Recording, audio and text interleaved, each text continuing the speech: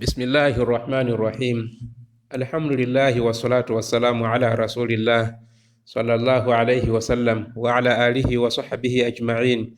Amma ba'd, faqad qala Allahu tabaraka wa ta'ala fil Qur'anil Karim ba'da a'udhu billahi minash shaitanir rajim. Bismillahir rahmanir rahim. Wa'lamu anna Allaha ya'lamu ma fi anfusikum fahdharuhu. Sadaqallahul azim. Tukuyamba ndikumutamanda Allahu tabaraka wa ta'ala mwachizolowezi mtendere ndinso madaliso a Allahu tabaraka wa ta'ala apite kwa mtumiki wathu Muhammad sallallahu alaihi wasallam osayiwalanso akubanja kwake ndinso masahaba anthu aja amene adamuona mtumiki ameneyo ali moyo ndipo adakhulupirira nawo landira uthenga omwe unabwera ndi mtumiki ameneyo sallallahu alaihi wasallam. Komanso tu masahaba amenewa pamene amamwalira adamwalira ali ndi imani mwa Allahu tabaraka wa ta'ala. Bale wanga okondeka omvera, ziwani kunena kuti Allahu tabaraka wa ta'ala monga mmene takati kulongosera mbuyo kuti amayang'ana zinthu ziwiri mwa ife, ndipo tu zinthu zimenezi tinazitchula kunena kuti amayang'ana zomwe zili m'mitima ndinso ntchito zathu zimene ife tikugwira. Choncho zimene zinali choncho kamba kuti mtumiki wathu Muhammad sallallahu alaihi wasallam adalankhula makamaka pa hadithi imene tinayitchula ija kunena kuti hadithi ya Abu Huraira radhiyallahu ta'ala anhu. Uyu Abu Huraira amalongosola mosindika kunena kuti anna nabiyya sallallahu alaihi wasallam qala, kuti ndithu mtumiki sallallahu alaihi wasallam adalankhula kunena kuti inna Allaha la yanzuru ila suwarikum wala amwalikum, kuti ndithu Allahu tabaraka wa ta'ala samayang'ana za maonekedwe anu angakhalenso chuma chanu, walakin yanzuru ila qulubikum wa a'malikum, komatu zomwe Allahu tabaraka wa ta'ala amayang'ana tu zomwe zili m'mitimamo ndinso zichitochito zanu zimene inu mukuchita. Choncho imeneyo inali program yomwe yangothayi, ndipo panthu kupitiriza, ndipo kupitiriza kwathu tikutenga chinthu chimodzi chokha mu zinthu ziwiri zomwe Allahu tabaraka wa ta'ala amayang'ana.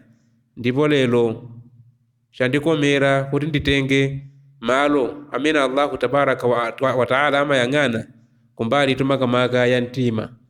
Choncho Allahu tabaraka wa ta'ala amayang'ana zomwe zili m'mitima, monganso mmene ndawerengera vesi lija likupezeka uku ku suratul Bakara chankatikati umo makamaka pa vesi lija la 235. Allahu tabaraka wa ta'ala akulankhula mosindika mmenemu kunena kuti wa'lamu anna Allaha ya'lamu ma fi anfusikum fahdharuhu, kuti ziwani kuti ndithu Allahu tabaraka wa ta'ala amaziwa zomwe zili m'mitima mwanu. Choncho chenjerani naye Allahu tabaraka wa ta'alayo, kusonyeza kunena kuti Allahu tabaraka wa ta'ala amapenya na amaziwa zonse zimene ife tikubisa m'mitima. Choncho akutichenjeza Allahu tabaraka wa ta'ala kuti tikhale ochenjera naye, kamba kuti nangasi ndi iye amene akuyang'ana zomwe zili m'mitima mwathu. Zija timabisa zija zili mmenemo, nsambi zija, machimo osiyanasiyana aja ali mmenemo, kuyambira shiriki, bid'a ndinso machimo osiyanasiyana. Ndipo tu zinthu zitatu zimenezi ndi maumve amene amati akapezeka mtima mwa munthu, ndikuti mtima umenewo umakhala kuti ndi odedwa ndi Allahu tabaraka wa ta'ala. Taonani kulankhula kwa Ibnul Qayyim rahimahullahu ta'ala. Uyu Ibnul Qayyim anachula maumve amene amapezeka mu mtima, ndipo anachula kunena kuti choyambirira ndi najasatu shiriki, kuti ndithu ndi umve wa shiriki, kumpatikiza Allahu tabaraka wa ta'ala ndi zinthu zina. Ndipo chachiwiri analongosola kunena kuti wa najasatul bid'a, ndinso umve wa bid'a, kuchita zinthu zomwe Allahu tabaraka wa ta'ala ndi mtumiki wace sanatilamulire, kuchuluka zero pa dini imeneyi. Chanambala 3 anazochula kunena kuti najasatul ma'siya, ndinso umve wa machimo. Choncho zinthu zitatu zimene zikungoti zakhazikika na apezeka mu mtima mwa munthu, ndiye kuti mtima umene wowo umakhala odedwa ndi Allahu tabaraka wa ta'ala. Mulungu samasangalasidwa ndi zinthu zimenezozo. Choncho tikuyenera kukhala anthu oyeresa zinthu zimenezo. Mawu kapena kuti zolankhula zimene zinandisangalatsa kwambiri ndi zolankhula za Sahal ibn Abdillah. Uyu Sahal ibn Abdillah kulankhula kunena kuti haramun ala qalbin an yadkhulahu an-nur wa fihi shay'un mimma yakrahu Allahu azza wa jalla. Uyu sahalo akulongosola kunena kuti zili haramu ndizosatheka kuti nuru ya Allahu tabaraka wa taala ilowe mu mtima nakazikika kumachita kuti mtima mmenemo muli zinthu zimene Allahu tabaraka wa taala amadana nazo.